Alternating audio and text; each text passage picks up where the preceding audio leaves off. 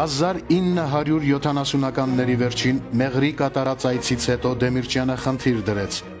կառուցել Քաջարան Մեղրի ավտոճանապարհը, ասես կանխատեսելով գալիքը։ Հակամարտությունը նրա եւ Հեյդար Ալիևի միջև խնդրի շուրջ հետզհետե սրվեց։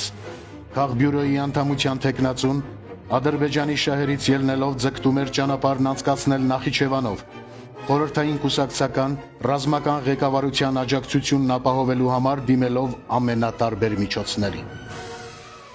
Դեմիրճյանն անդրդվելի էր, խորապես հասկանալով, որ հայ ժողովրդի շահերի նկատմամբ լուրջ ոտնձգություն է կատարվում։ Բանն այն է, որ Մեղրին Երևանին կապող 260 կիլոմետր երկարությամբ միակ ընծմի երկաթուղային ճանապարհն անցնում էր Նախիջևանով, որին Ալիևը օգտվելով առիթից ուզում էր գումարել ավտոմայրուղին, բացառելով այլընտրանքը։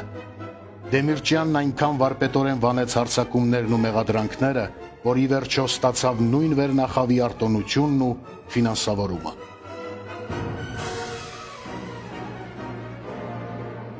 Եվ մենք գտնում էինք Կրեմլում, Կարեն Սերոբիչը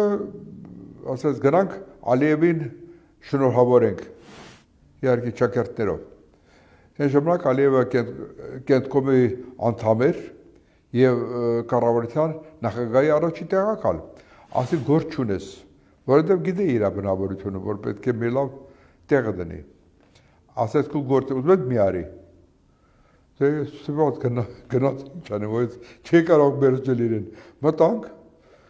Հետո Ալիևն ասեց Կարեն, ես քեզ ուզում եմ ասել,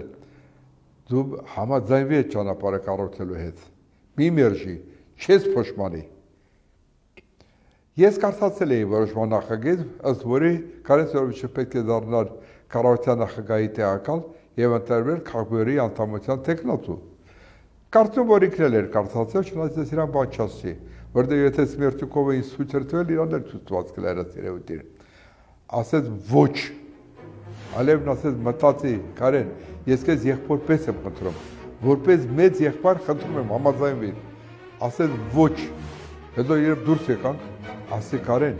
դու գիտես որ քո ասածը քո ամբողջ հետագա կարիերայի դեմ է։ Մտածում ես այդ մասին, թե չէ։ Ասես գիտես ինչ ես իմ ժողովրդի համար եմ մտածում։ Ծովի մակերևույթից ավելի քան 2000 մետր բարձրության վրա